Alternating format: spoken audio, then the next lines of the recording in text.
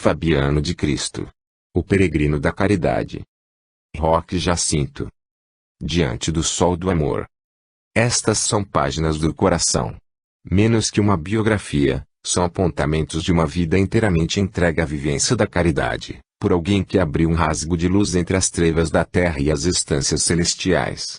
Aqui temos alguns traços de nosso Fabiano de Cristo, para servir-nos de guia para a prática da virtude de todas as virtudes, a caridade. Lês, como as anotamos, com toda a sua alma generosa. Agradecendo a inspiração de Bittencourt Sampaio e Dr. Bezerra de Menezes. 1. Antes e depois. Antes era José de Anchieta. Juntamente com Manuel da Nóbrega, fundara São Paulo. Percorrera toda a terra da Santa Cruz, peregrinando a favor dos selvagens e levando-lhes as noções da caridade que aprendera a praticar com o cristianismo puro, em seu coração juvenil. Na espiritualidade voltara a rever Portugal. De retorno à nova experiência física, era agora Barbosa. Jovem e pobre, numa numerosa família, ouvia falar do Brasil. De navio, coração pleno de ambições, voltou à terra da promissão, sentindo que pisava no solo já antes conhecido. Fez-se comerciante, enriquecendo. A fortuna lhe sorria com amplas facilidades. Socorreu os familiares distantes. Atendeu a muitos necessitados. Houve um momento, porém, em que o que possuía não lhe bastava, por não corresponder aos anseios indefinidos de seu coração inquieto. Barbosa ansiava pelo desconhecido. Haveria alguma coisa a mais, além do ouro. Se, para o homem comum, preso às coisas da terra, ele já era alguém que se realizara, para sua alma que ardia por coisas que não conseguia definir, ele estava contudo por fazer. A sua verdadeira missão não começara ainda. Mal sabia, aquele que fora Anchieta, e que agora era Barbosa nesta reencarnação, que a voz de Paulo de Tarso estava a convocá-lo para os grandes voos da alma, ainda que eu falasse as línguas dos homens e dos anjos, se eu não tivesse caridade seria como meta. Que sou eu como sino que tine.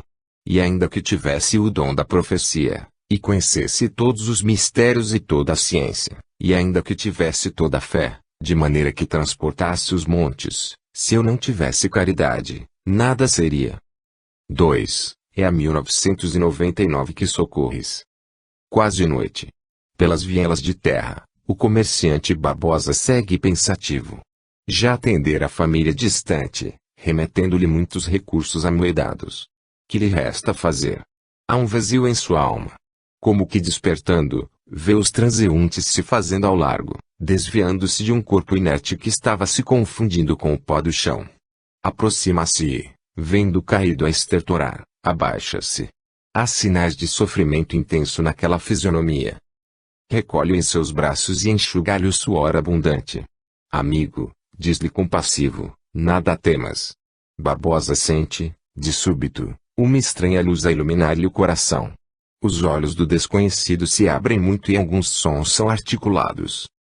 Cai. Vítima, de assaltantes. Virás comigo. Levando-o a uma estalagem, presta-lhe socorro. Altas horas da noite, quando a febre cresce em intensidade, Barbosa o escuta falar em viva e doce voz. Barbosa, amigo.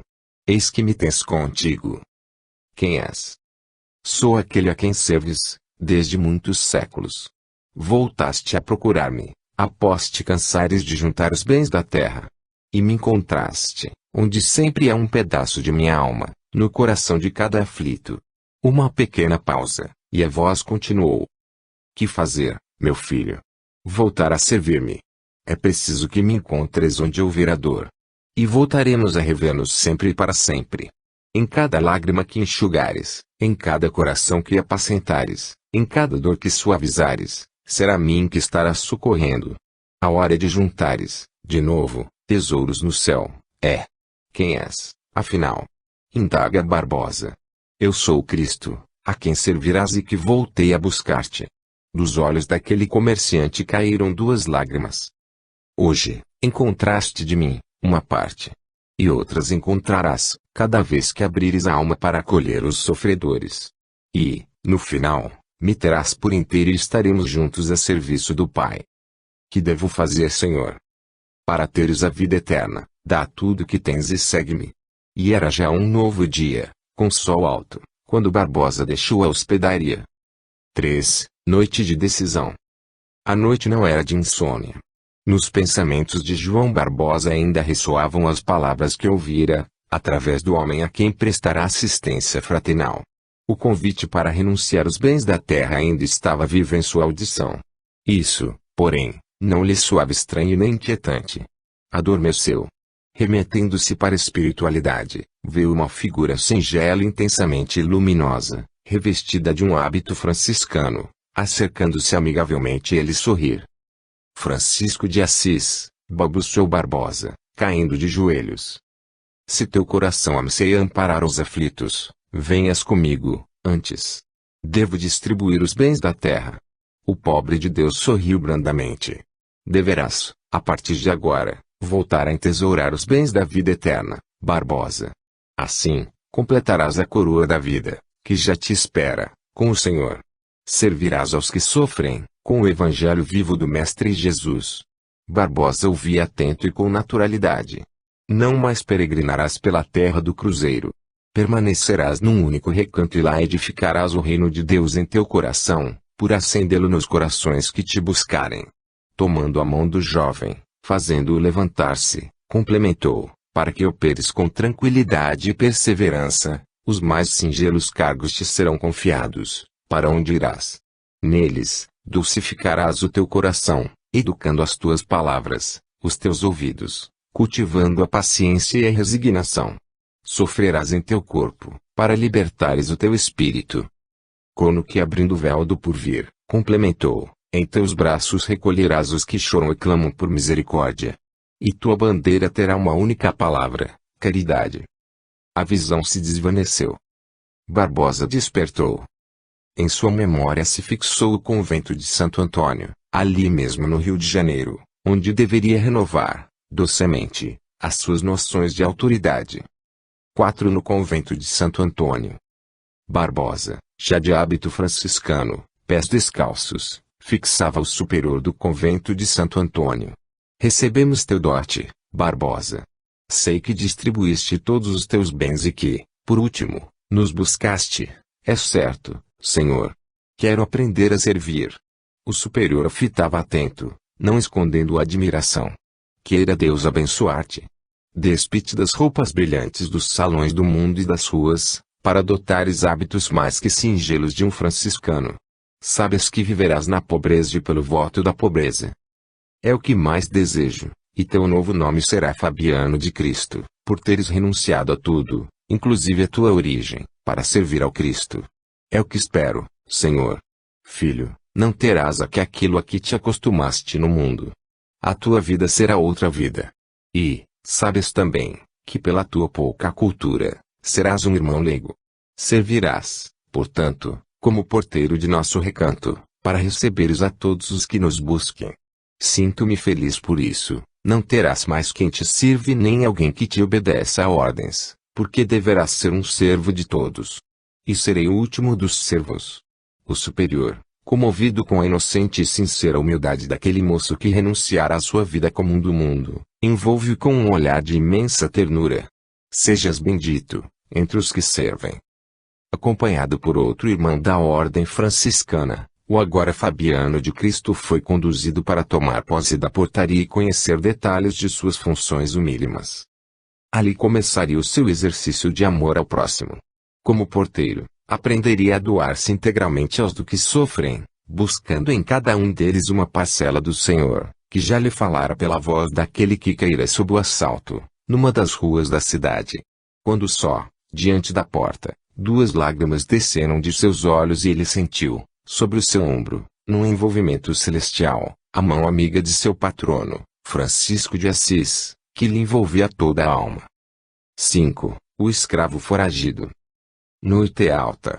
Batidas nervosas estremecem a porta do convento, levando Fabiano de Cristo a apressar os passos para abri-la. Senhor, me salve. Cai no chão um escravo negro. Fabiano abaixa-se e o recolhe nos braços. Sente-lhe a febre, no primeiro toque. O negro, porejando e ardendo em febre, mal consegue falar. Adivinha-se um foragido de uma senzala próxima. Tenha dó de mim, Suplica exausto. Nas mãos de Fabiano, que lhe sustentavam naquela hora, a marca do sangue, que vertia das costas lanhadas por alguma chibata impiedosa. Acalma-te, filho. Tô fugindo. Não aguento mais. Estás numa casa de Deus. Nos olhos do escravo rebrilhavam a humilhação e a súplica. Ali não existia o mal, porém somente os traços do sofrimento e da dor profunda. Aonde queres ir? Indaga Fabiano. Quero voltar para minha gente, ele roga, entre lágrimas. Fabiano, em tom ponderado, considera, todos viemos do Pai Celestial e, onde estivermos, estaremos entre irmãos, filhos do mesmo Criador Divino. Quem sabe, filho, Deus não te destinou para ajudares a construir um mundo novo, onde se instalará o reino da esperança e do amor. O escravo olhou feito de espanto. Não te esqueças, prosseguiu amavelmente Fabiano, de que Jesus, para trazer-nos a doutrina da redenção, também se fez escravo dos homens cruéis e escolheu a cruz do sofrimento, para com seu próprio sangue libertar-nos de nossos pecados. O escravo arfava já com serenidade. Confia no Senhor. Não fujas de teus encargos, porque o Senhor confia em ti e te ampara. Sofres, por certo, mas para ti o Senhor abre os braços, dizendo-te, bem-aventurado és, tu que choras, porque serás consolado. Volto, a senzala. E onde poderias ser mais livre? Não fujas das obrigações árduas que a vida te oferece a teu próprio benefício. Nelas terás as tuas realizações espirituais, mesmo que debaixo de uma chuva de lágrimas e humilhações. Não tens um reino na terra, mas o terás no céu. Mas, e a minha fuga? Intercederei por ti, junto de teu amo. Direi que te recolhi em febre e quase loucura e te devolvo em boa e nova saúde. E, quando Fabiano ergueu do duro chão, já não havia febre nem revolta. E o lanhado das costas já não vertia sangue, porque já eram cicatrizes de um calvário glorioso. 6. Solução divina. O casal se retaliava já há algum tempo. Acusações de um contra o outro chegavam até Fabiano de Cristo que os ouvia, enquanto orava aos céus pedindo ajuda para tranquilizar aqueles dois corações que se feriam impiedosamente. Eles, porém, pareciam indiferentes ao que lhes ia à volta. Não há outra solução para este inferno. Quero separar-me, porque já não suporto esta vida, vociferou o marido. E os filhos? Indagou Fabiano. A indagação foi água no incêndio. O casal silenciou constrangido. De olhos baixos, a mulher confidenciou. Jamais tivemos filhos. Aí está a maldição de Deus para o nosso casamento, resmungou o marido a lamentar-se. Fabiano de Cristo, compreendendo o drama, os envolveu em maior carinho. Meus caros, o lar que não conta com um filho, por certo é ainda mais abençoado por Deus. Sabendo o Pai Celestial, a dor que advém da ausência de um filho, ele ampara mais a esses que sofreram pela não maternidade. Os dois se prenderam em atenção. Mas, um filho nos seria a mensagem de paz e a causa para o nosso entendimento, confessou a mulher. O entendimento mútuo deve ser fruto do amor, de um para com o outro. O filho, fruto desse amor, comparecerá no lar em busca desse alimento divino, esclareceu Fabiano. O homem, enrubescendo, falou, não podemos gerar filhos. Isso é definitivo. Deus nos excluiu do crescer e multiplicai-vos e, em razão disso, nosso lar jamais será abençoado. Quem sabe, responde Fabiano, se os céus não lhes reservam uma tarefa maior do que aquela de ter os seus próprios filhos? Que tarefa? Que tola consolação é essa? Indagam os dois ao mesmo tempo. Passos, contudo, interrompem o diálogo. Irmão Fabiano, diz um outro frei, chegando ao grupo. Vem ter comigo. É urgente. Fabiano levanta-se, pede licença e se afasta. O casal, em silêncio, vê os dois se afastarem, confabulando em voz sussurrada, seguindo ambos na direção à porta de entrada. Poucos minutos depois, Fabiano regressa e diz ao casal, creio que os céus ouviram a minha súplica e, neste momento, abençoa os vossos corações. O casal se entreolha sem entender. O irmão que me chamou está a trazer-vos a solução de vossos corações angustiados. O outro frei, já se aproximando, traz nos braços um punhado de roupas e, aproximando-se da mulher, coloca-lhe no colo. É a justa resposta dos céus, diz Fabiano e, num movimento, põe a descoberto, no colo da mulher, por debaixo das roupas, uma criança recém-nascida que haviam abandonado na porta do convento. É nosso filho, rompe em lágrimas o casal, ambos abraçados a terna criança que, em os olhando, se pôs a chorar. 7. O jovem possesso. Fabiano de Cristo interrompeu a limpeza do chão, ao ouvir altas vozes em discussão, na entrada do convento. Alcançou a porta e abriu. Um frei altercava com um homem idoso. Fora os dois. Fora daqui com esse endemoniado, pai Fabiano, ajude-me, pediu o velho, assim que viu Fabiano de Cristo surgir à porta. Ajude-me, pelo amor de Deus, fora daqui, insistia outro frei, irredutível. Nesta casa de Deus, não entra o demônio, no corpo de um menino. O garoto possesso se contorcia no chão. Irmão, diz Fabiano dirigindo-se ao outro frei, num tom conciliador, Deus não teme demônios. Lembremos-nos, por outro lado, que Jesus disse, deixai vir a mim as criancinhas, não criancinhas com o demônio no corpo. Jesus, quando assim falou, não disse se elas viriam em sorrisos ou em dores. Houve um momento de admiração. Entra, meu amigo, e traz teu filho em paz, complementou Fabiano, antes que o outro frei voltasse do espanto que o tomara. Todos entraram. O pai arrastava o menino, seu jovem filho, amarrado por fortes cordas para contê-lo. E o jovem estertorava, gritava, agitava-se medonhamente. Cai o pai de joelhos, aos pés de Fabiano. Livra meu filho do demônio. O olhar de Fabiano se derramava, pleno de compaixão, sobre o jovem lunático e, além de fitá-lo, num clima de piedade infinita, vai a seu encontro, calmo e seguro. O jovem, em convulsão, afasta-se, grita, trazendo um mundo de curiosos para observá-lo, entre céticos e amedrontados pelas consequências do fato incomum naquela comunidade. Desata teu filho, ordena Fabiano. Não. Ele é perigoso. Pode ferir-te. Abençoa antes, roga o pai aflito e temeroso.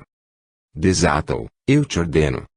Receoso, mas obediente, o pai liberta o jovem das cordas.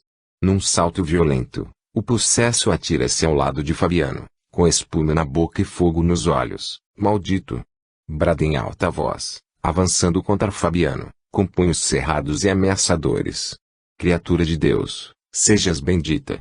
Estamos na casa de nosso Pai, onde nascem todas as esperanças de amor e redenção, diz-lhe Fabiano, recolhendo-se em serena oração. Ores comigo. Fabiano está todo voltado para o mais alto. Enquanto o jovem reluta, treme, geme, brada ameaças contra todos, espalhando o medo nos circunstantes que tomam distância, Fabiano revive, na tela de sua imaginação, o Mestre Jesus, junto ao lago de Genizaré, a dialogar com uma legião de espíritos dementados pelo mal. Dos olhos de Fabiano vertem lágrimas de piedade.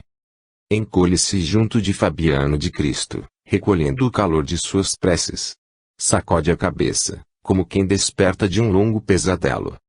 O jovem, espantado, olhar à sua volta. Meu pai, diz o jovem, onde estamos? O velho pai, banhado em lágrimas, diz-lhe apenas: aos pés de um santo de Deus. 8. Despedida. Pai Fabiano, prorrompe André, enlaçando num abraço profundo e apertado. Vim despedir-me. Uma pausa e completou: eu não poderia partir, sem te abraçar por uma última vez.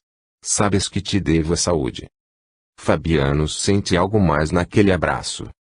Era a sensação de dor indefinível, dessas que nascem da alma. Vais viajar? Sim. Uma viagem sem retorno a esta região onde fui feliz, mas onde sofro, agora, uma dor sem remédio, e viajas por seres infeliz. Que me resta aqui, pai Fabiano? Além de teu coração paternal, nenhum outro encontrei que me desse compreensão. Cansado, partirei desiludido, e assim não farei mais ninguém infeliz. Mas te despedes para sempre. Para sempre. Tomarei novos caminhos, há caminhos, porém, meu filho, que são traiçoeiros desvios que podem conduzir-nos a maiores sofrimentos ainda. Se a vida te pesa aqui, como será essa vida amanhã? De tudo me livrarei, também, um dia, pensei em livrar-me de muitas coisas, André. Descobri, porém, que ninguém se livra de si mesmo, e salvo, quando se esquece de si, para viver pelos outros. Há, por isso, partidas que nos levam para o bem, fazendo desabrochar virtudes adormecidas em nossos corações e aquelas que nos arrojam a despenhadeiros insondáveis. Partirei para onde não haja mais amarguras e, talvez, nem felicidade. Queres te anular, para esquecer? André hesitou, mas confirmou. Creio que sim. Antes de partires, ajuda-me a dar conforto a um velhinho cego na enfermaria, que as forças me faltam hoje. Levarás, assim, para onde fores, uma lembrança inesquecível, que talvez te faça recordar de nossa amizade. O jovem relutou visivelmente. Fabiano, tomando pelo braço, qual faz um pai com o filho relutante, quase o arrastou na direção da enfermaria. Os dois estavam diante do modesto leito. Juvenal, chama brandamente Fabiano. Oh! Meu doce paizinho, prorrompe o velho a tatear o ar com as mãos, em busca do amigo que estava quase a seus pés. Voltas a ver-me. Como estás agora, meu bom Juvenal? Mais sereno, pai Fabiano. Nesta noite interminável de minha cegueira, somente agora comecei a ver o sentido da vida. Tenho, assim, revisado cada um de meus dias. E rogo a Jesus a oportunidade de reparar todos os males que pratiquei. Queres viver muito, Juvenal? Oh! Sim. Preciso viver muito, se Deus o permitir, porque os pecados de minha indiferença por todos, me atiraram numa completa solidão e amargura. O velho agora chorava, através de seus olhos cegos. Eu queria abraçar meu filho que, diante de meus destemperos e dos maus tratos, abandonou esta vida pela porta do suicídio. Até ontem julguei que esse meu pecado seria sem perdão. Esta noite, no entanto, o filho me veio visitar. Pude vê-lo novamente e ele me contava de sua dor espiritual, porque a vida continua no além. André, ao lado de Fabiano, estremeceu. Ele não sabia, pai Fabiano, que embora bruto, grosseiro, selvagem que sempre fui, eu amava e, por temor de perdê-lo, eu me tornava agressivo, aparentando indiferença. Deixo-te, por ora, Juvenal, na companhia de nosso André, que te ajudará a alimentar-te. Ele, também, veio despedir-se de todos nós, para buscar regiões ignoradas de seu coração. Fabiano afastou-se, deixando ambos em estreito convívio. 2 horas mais tarde, André saiu da enfermaria com a fisionomia refeita e, dirigindo-se a Fabiano, lhe diz: Até amanhã. Não partes mais. O além talvez não seja a região ideal para fugir da vida, se atrás ficarem os que choram por amar-nos tão profundamente. Além disso, amanhã tenho um encontro com um pai que não tem filho e que precisa de alguém para guiá-lo na cegueira em que aprendeu a ver e me fez luz. Fazes bem. O suicídio não é um porto de chegada, mas a travessa de uma grande tormenta. É o princípio de todas as dores e de tormentos infindos, porque a vida é eterna para nós. Afinal, há sempre os que nos amam, cada um a seu jeito, e é preciso entender a linguagem do amor. 9. O feitor de escravos. Sou tropical, alto e ardente. O feitor de escravos sua abundantemente. Abaixa a cabeça e passa a testa sobre o braço, querendo enxugar a fronte febril. Olha o senhor Silva, alerta um dos escravos, aos demais que estavam trabalhando. Ele não está bem. Mal terminara de falar, Silva desaba no chão. Houve um instante de compreensível hesitação. Poucos, daqueles que ali estavam, desconheciam a força de seu chicote disciplinador, trazendo marcas no lombo. Natural, pois, que evitasse qualquer precipitação. O primeiro que se atreveu a aproximar-se, gritou: ele está morrendo. Em segundos, sem mais pensar, tomaram-no sobre os ombros e desceram o morro, em quase desabalada correria, na direção do convento de Santo Antônio, onde sabiam poder contar com Fabiano de Cristo. Senhor Fabiano, corre um deles, na frente a rogar por socorro. Ajuda aqui, senhor Fabiano. Fabiano, arrastando a perna enferma, chega com a moringa de água na mão e uma caneca, pronto a prestar o socorro mais eficiente que conhecia. O Silva passa mal, informa um dos escravos mais velhos, num tom de comovente piedade. Faz por ele o que faz por nós, pai Fabiano. Fabiano enche o caneco com a água da sua moringa. Dirige-se a um dos escravos, que sabia o mais sofrido e revoltado, e diz: dá-lhe de beber. E pede a Jesus, de todo o teu coração, que lhe mantenha a vida. Mas ele já me bateu tanto, bem por isso, filho. Mostra a Deus, agora, que perdoas a quem te persegue e te faz sofrer. Revela, com teu gesto, que não trazes rancor dentro de tua alma. O escravo rendeu-se a Fabiano. Levantou ligeiramente o corpo do feitor e fê-lo beber daquela água que sabia abençoada por Fabiano e que o próprio Fabiano lhe servia na porta do convento, quando por lá passavam. Aquela água era do poço que Fabiano abrira com as suas próprias mãos para dessedentar os escravos que passavam pela porta do convento e que lhes restabelecia as forças, a saúde e a esperança. Silva sentou aturdido. Olhava, olho no olho, aquele que lhe prestava assistência, em hora tão crítica, qual se estivesse sendo partejado para uma nova vida dentro de sua amargosa existência, marcada pela brutalidade física. O escravo sorriu-lhe atencioso, dizendo: graças a Deus. Silva, apoiando sua mão naquele ombro suarento, iniciava a caminhada de volta, assim como quem se ampara num benfeitor muito querido. E Fabiano retornava, mais ao longe, para a portaria do convento, arrastando a perna enferma. 10. A confissão de um crime. Fisionomia transtornada, ele sussurrou: eu matei um homem. Qual se aquela afirmação reprimida, agora confessada, lhe franqueasse as portas da angústia longamente represada, o infeliz verteu lágrimas de remorso e desabafo. Cabeça baixa, prosseguiu a custo: meu crime foi acidental. Uma briga, por razão fútil e sem testemunhas. E ele caiu sobre o meu punhal. A toda hora estou a vê-lo diante de meus olhos, a tremer na curta angústia e me destilando o ódio pelo seu olhar. Fabiano ouvia com delicadeza. Não bastasse essa desgraça, outra pessoa está sendo acusada pelo crime que cometi. Isso me leva até a loucura, por não saber o que fazer. E soluçou baixinho. Fugi da justiça humana, temendo ser incompreendido. Dói-me, porém, a consciência, qual se uma outra justiça, de que não posso fugir, estivesse a pedir-me a reparação do ato. Nova pausa. Quanto mais penso, mais sofro. O infeliz que tomaram em meu lugar é um pai de família, sobrecarregado de obrigações.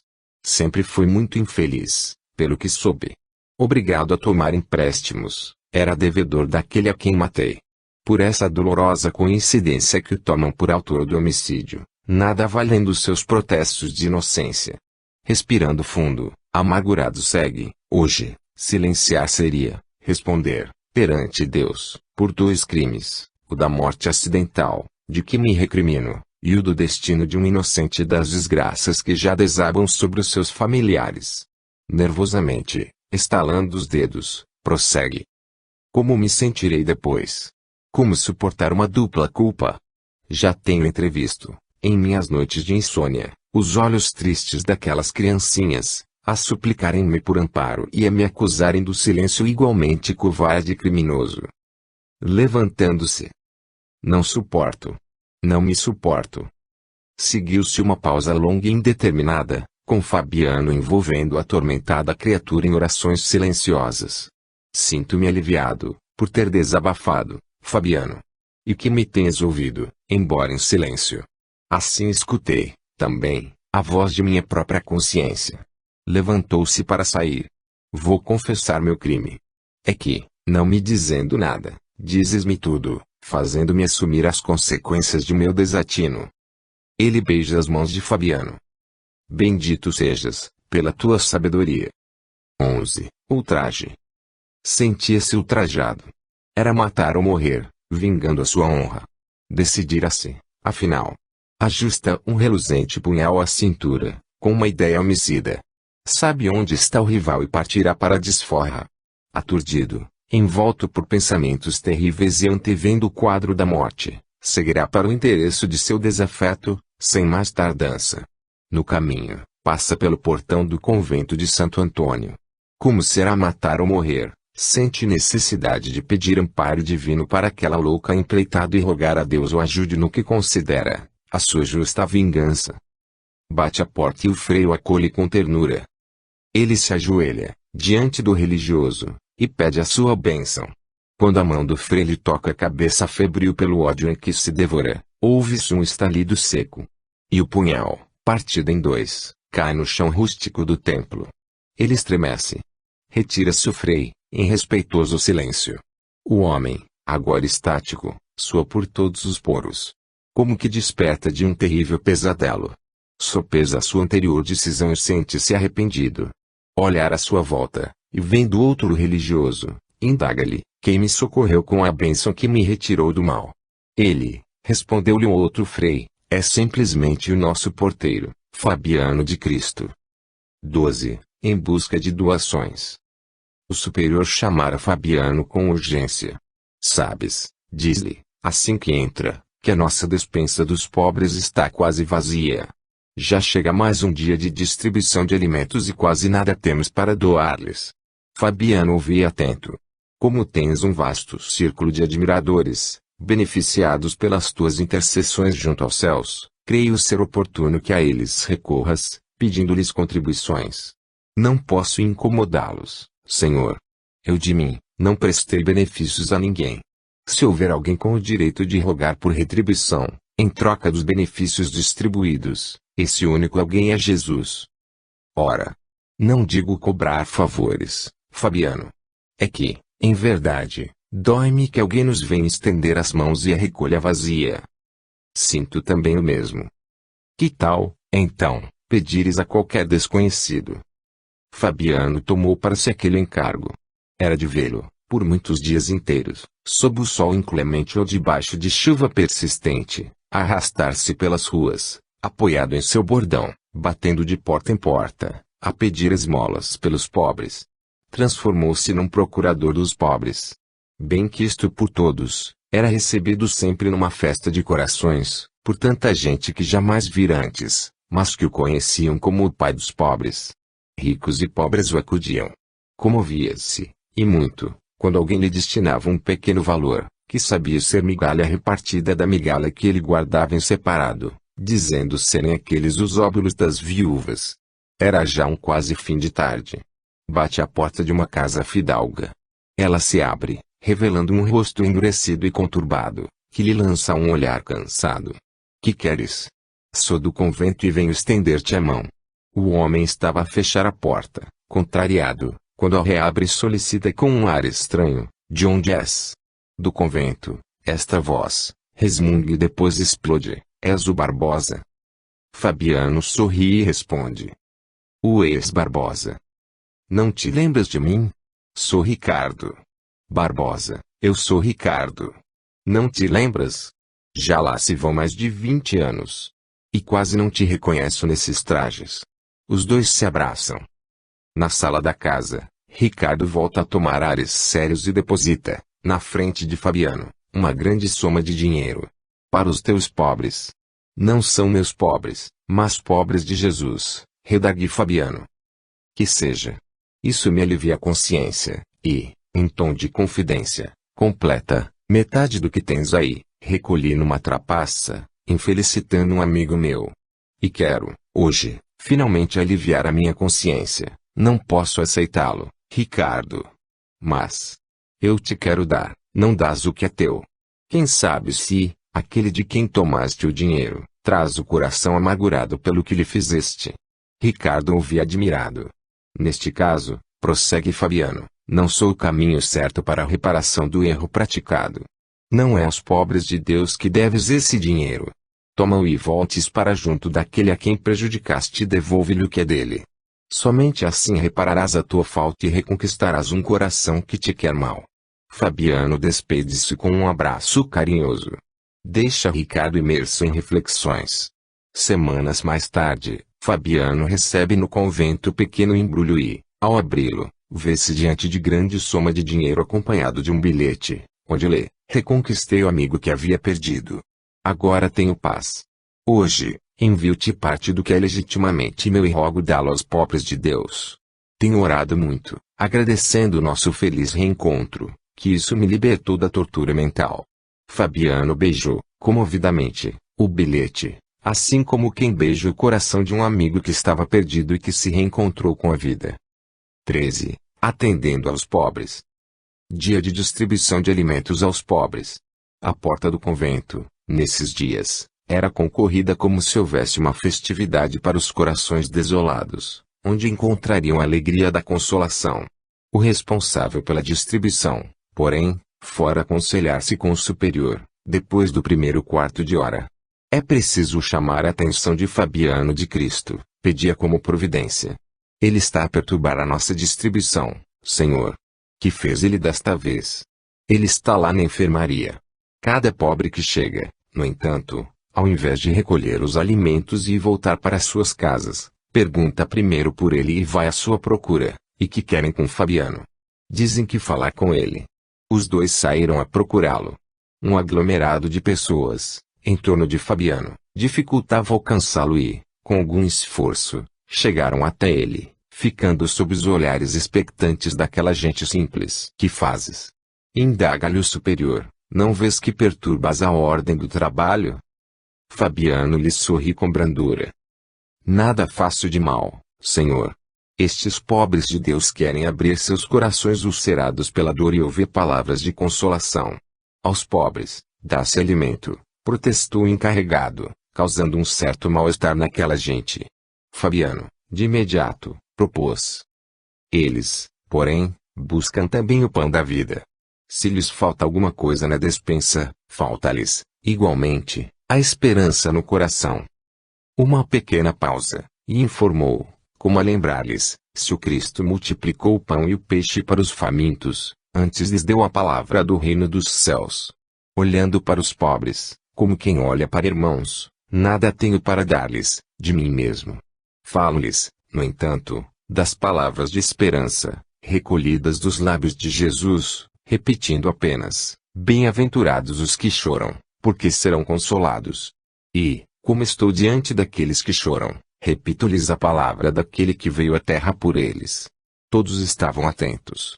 O superior, entendendo a lição cristã, e relembrando a oração de Jesus, dirigiu-se ao encarregado da distribuição, em tom conciliador. Des o pão que alimenta o corpo deixes Fabiano distribuir a todos os aflitos o pão que alimenta o espírito, assim como fez Jesus. E uma mulher sofrida, abrace e beija Fabiano de Cristo. 14. Em sonho. Fabiano ardia em febre. Na cela, onde se recolhera, a madrugada já lhe chegava. Surpreendia-o, contudo, a remoer pensamentos de desalento, o que lhe era um fato raro. Por que, Senhor, estas minhas pernas enfermas? Dispusesse-eu do dom de mais saúde, mais te serviria. E quase numa oração dizia, assim como estou, não posso ir aos sofredores. Sou obrigado a vê-los virem até mim. Será justo obrigá-los a tais sacrifícios? E um sono, invencível, abate-lhe as reflexões. Surpreende-se Fabiano em paisagem espiritual. E, de longe, vindo ao seu encontro, uma cruz azulina e a luminosidade. Instintivamente, ele se rende de joelhos. E a voz lhe indaga. Por que clamas contra mim, Fabiano? Senhor. Não clamo contra vós. Rogo, tão somente, me deis condições físicas de vos servir melhor, não levantei queixas contra teus serviços. Sigas, pois, amando a teu próximo. Todo aquele que vive a caridade é o que mais serve, com a força do coração. É que pensei ir aos aflitos. Todos os aflitos te trago, cada novo dia, à porta de teu coração. Mantém-te aberto para recebê-los e ampará-los em meu nome. Lembra-te de que o céu pertence a todos, por herança do Pai Celestial. Cabe aos herdeiros, pois, buscar o reino para vivê-lo onde e como estiver. O Pai jamais se ausentou dos filhos. Os filhos é que o abandonaram. Por que, portanto, quereres dispensá-los do esforço da procura? E, para servir, como estás já basta. Se servi ao Pai na cruz, de mãos e pés atados por cravos, como não servires a Deus, com pernas e braços livres? Nem todos os sãos do corpo encontram-se a caminho do meu reino. Mas recebo, todos os dias, coxos e cegos, surdos e estropiados do corpo, que alcançaram a saúde da alma. Queres saúde para desertar do bem? Fabiano estremeceu, despertando no duro chão da cela. Sentiu as pernas e o corpo febris. Em sua alma, contudo, Senti a primavera da vida eterna. Senhor, murmurou, baixinho e tímido. Faça-se, neste teu servo, a tua vontade. A dor e a dificuldade lhe davam ânimo novo. 15. O parto difícil. Ana entrara no convento, com o recém-nascido no colo. Recebida, com alguma curiosidade pelo superior, com quem queria falar, dizia-lhe com visível gratidão: agradeço-vos muito, Senhor, não te entendo, filha. Que te fiz, para merecer gratidão? Ela sorri, pensando estar diante da modéstia. Há 4 dias, eu quase morria de parto. Desesperada, roguei a Jesus que me enviasse amparo. Pouco depois, pela porta de meus aposentos, entrou Fabiano de Cristo. Fabiano. Há 4 dias. Ele mesmo, Senhor. Disse-me, então, que as minhas preces tinham sido ouvidas. E me assistiu de tal forma, ajudando carinhosamente a parteira, que nasceu meu filho e me salvei também. O superior mostrava-se admirado, cada vez mais. E conhecias Fabiano? Só de nome, Senhor. Mas, naquele dia, enquanto me atendia, ele me disse que lá estava sob as vossas santas ordens. Por isso, a primeira coisa que faço é cumprir o dever de gratidão. Tudo o que me dizes é impossível, como impossível. Protestou Ana. Se até a parteira é testemunha de tudo, como dizeis que é impossível em que vos digo? E ela ainda complementou, candidamente: e, hoje, venho pedir-vos licença para dar a meu filho o nome desse meu benfeitor, Fabiano. Creio que deves pedir diretamente a ele. Mas isso também é quase impossível, porque já há uma semana, filha, que o nosso Fabiano arde em febre, confinado em sua cela. E de lá, em corpo não saiu, mas foi ele quem me atendeu. Valha-me Deus, interrompe o superior. Ele não saiu daqui em corpo. Ora, deve, então, ter prestado socorro em espírito. Soube-se, desde então, que muitos dos aflitos que, de lugares distantes, diziam ter sido socorridos por Fabiano de Cristo, eram atendidos por ele em momentos de desdobramento espiritual. 16. Agonia maternal. Era madrugada. No subúrbio, em ermo um triste barraco, que só o luar iluminava, sobre panos velhos no chão batido de terra, agonizava Joana, rodeada pelos seus pequenos e assustados filhos olhos tristes. Face macilenta, prenunciando a morte. Na luta do cotidiano, era a heróica mãe de 3 esquálidas crianças que raramente podiam partilhar de um prato quente de sopa. A quem deixá-las? Indagava-se entre doridas lágrimas. Se até agora, quando dispusera de magras forças para o trabalho honrado, não pudera provê-las com o alimento necessário, sem ela, quem poderia socorrê-las? Estava entre ansiedades e agonia. Lágrimas sucam a sua face. Na pouca luz de consciência que lhe sobrava, elevou uma súplica para o mais alto, rogando que não deixasse então completo o abandono àquelas suas tristes aves, pedaços de seu amargurado coração. Avançava a madrugada e a morte parecia avizinhar-se. Ela luta contra o inevitável. De manso, abre-se a porta de sua moradia. Um ancião ali adentra, aproximando-se de sua cabeceira. Abaixa-se e enxuga-lhe as lágrimas e o frio suor. Joana, descansa o teu coração aflito. Meus filhos, sussurra ela, deitando-lhes o olhar. Tranquiliza o teu coração, eu morro, voltarás à grande casa do Pai Celestial, de onde velarás por eles, e quem, aqui, lhes dará o necessário. Confia em Deus. Joana entrefechou as pálpebras, mas calma. E quem é você, divino mensageiro? Fabiano de Cristo, que o Senhor te enviou para acalmar-te. Joana suspirou, quase venturosa. E não mais resistiu. 17. Na enfermaria. Fabiano foi transferido para trabalhar na enfermaria. Embora não enfermeiro, a sua notável dedicação no atendimento de enfermos serviu de referência para que os seus superiores o destacassem para esse novo posto. Numa noite, seu superior o procura. Onde está Fabiano? Pergunta já quase dentro da enfermaria. Ali no canto.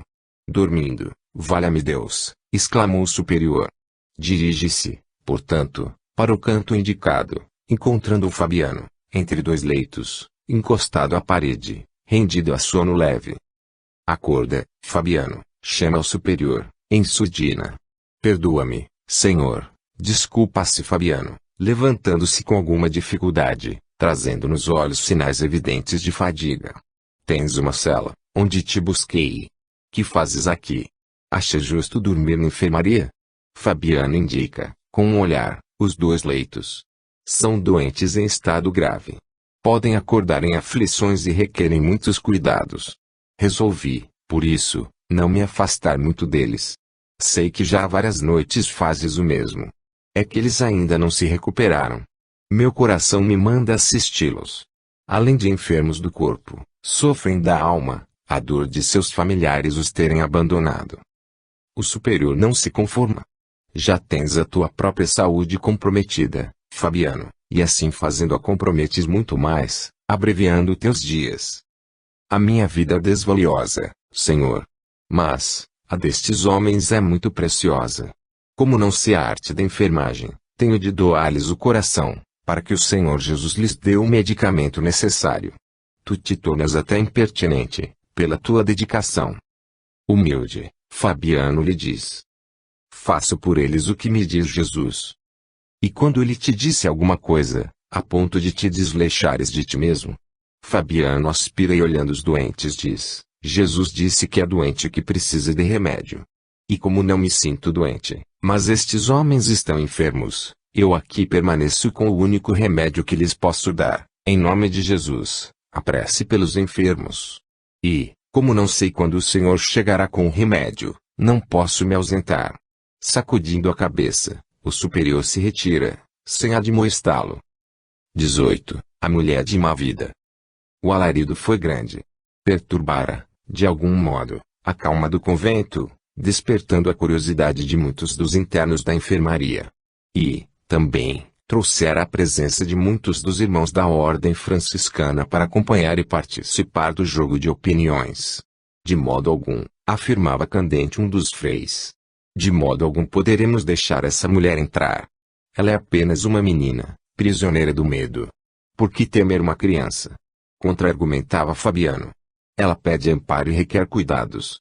Não podemos ser indiferentes à dor e, ao mesmo tempo, à esperança. Ela, porém, é mulher de má vida. Fabiano, calmo, indagou. E que fez Jesus, diante de Madalena? Acaso a enxotou, em nome da preservação das aparências da virtude? Ou lhe ofereceu braços acolhedores?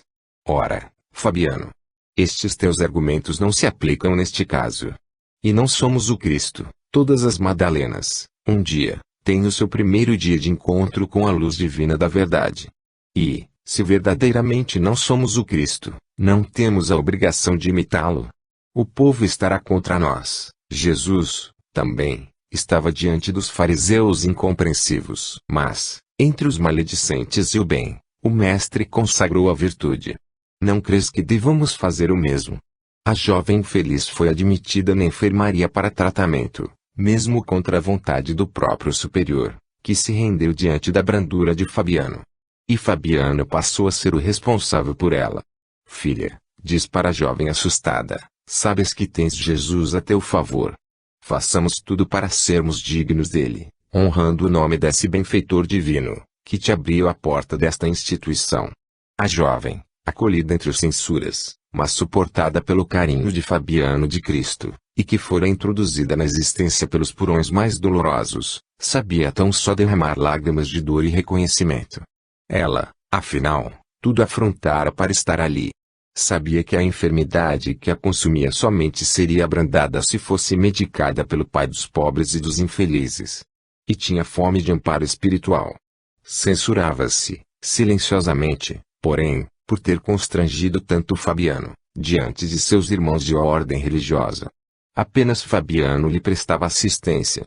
Os demais, passando ao largo, dirigiam-lhe olhares de censura, como que temendo o contágio de alguma moléstia perigosa e que levasse à morte espiritual.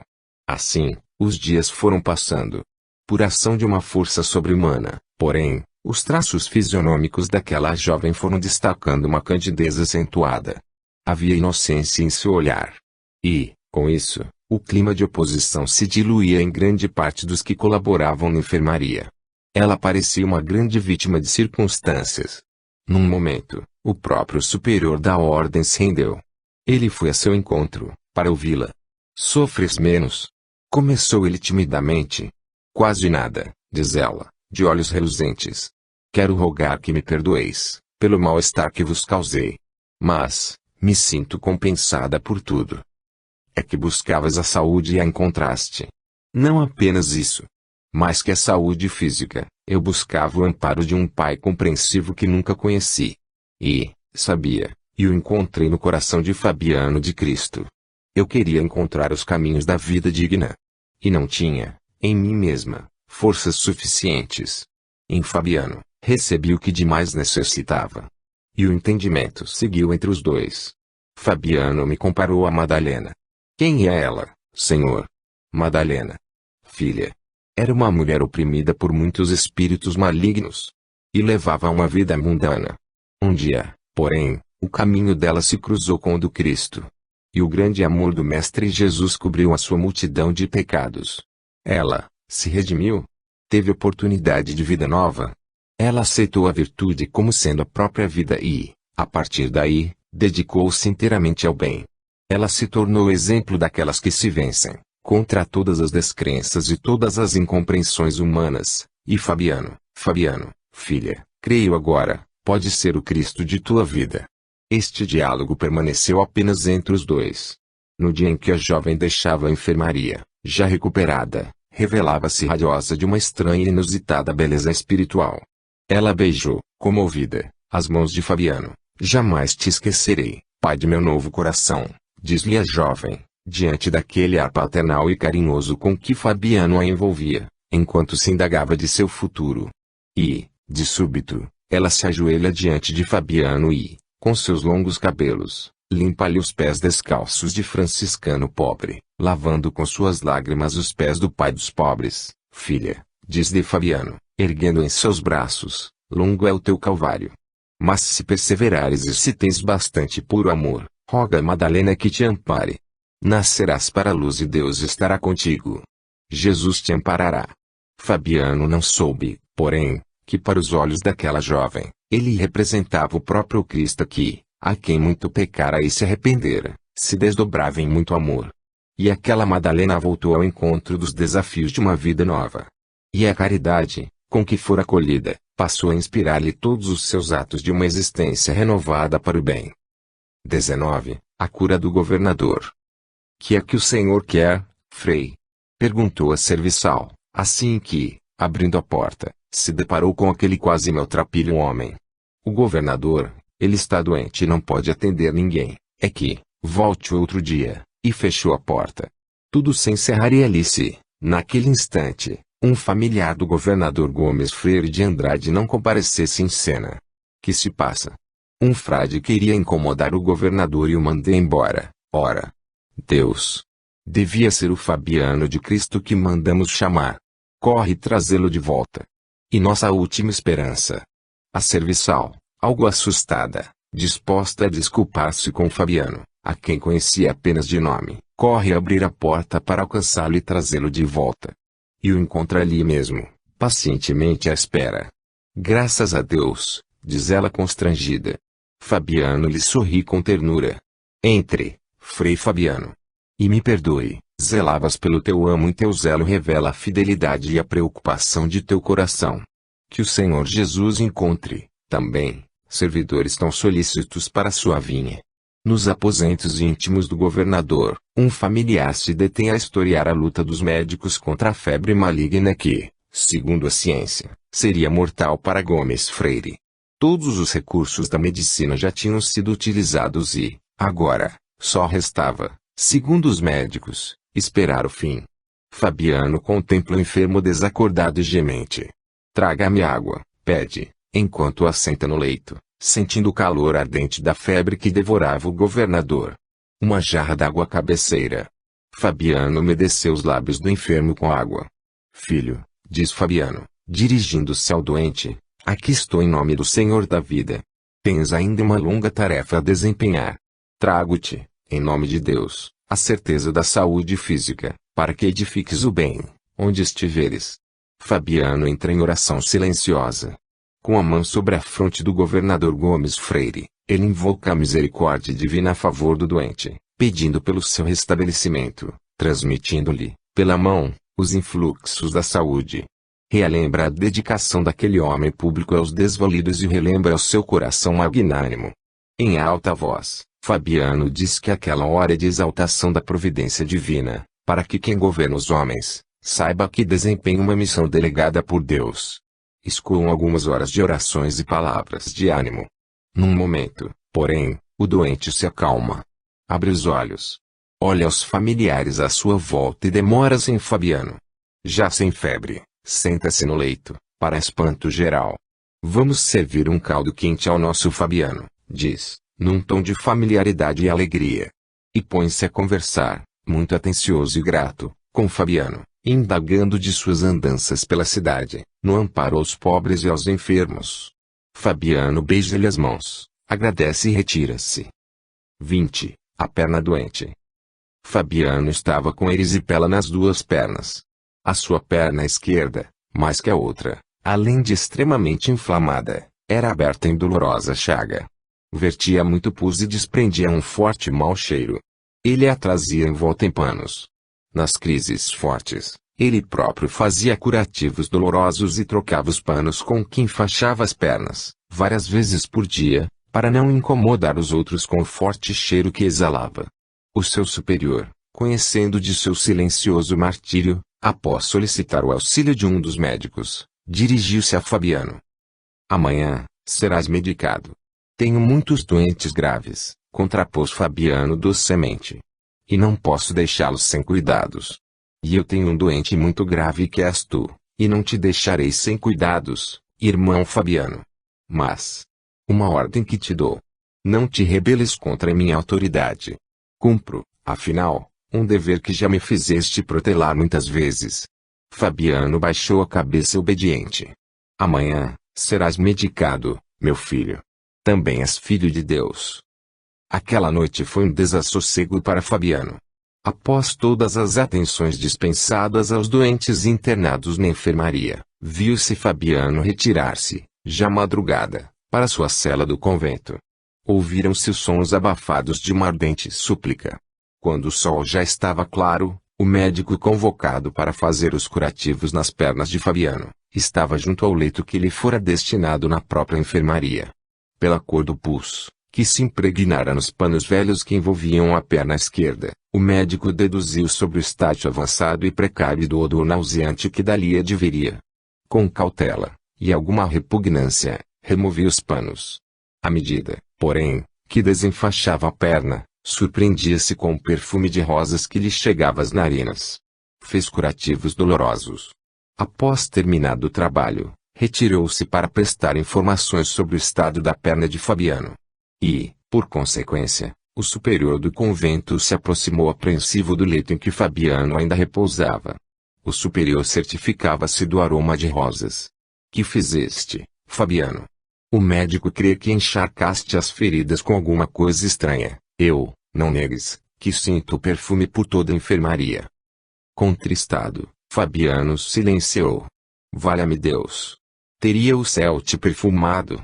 Envergonhado, Fabiano balbuciou, não desejando que o mau cheiro de minhas pernas infetasse a mão do médico que me prestaria socorro. Esta madrugada roguei a Jesus que poupasse o médico da podridão de meu pobre corpo.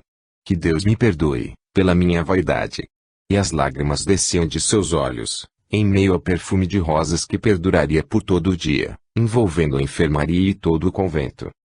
21. Desmascarando Fabiano. Ele criou fama, mas é um tolo ingênuo. Então, um grande enganador, sentenciou Frei B, a outro de seus irmãos. O mais que dizem é fantasia. Tu sabes o poder imaginoso da crendice. O outro de algum modo concordou com o parecer sobre Fabiano de Cristo, que tanta gente simples buscava no convento. O povo tem fome de milagres, aditou B, por certo que sim, e o Fabiano não faz por menos. Deixando-se envolver pela credulidade dos fanáticos, aparentemente faz tudo o que lhe for pedido. Talvez não seja bem assim. Pode ser mais ingenuidade do que malícia. Pois vou mostrar-te. Pedirei a ele que atenda alguém que nem existe e verás que ele voltará com notícias de que atendeu. E se assim falou, mais rápido fez. Olha, irmão Fabiano, dizia B. Com fingido interesse, trouxeram-no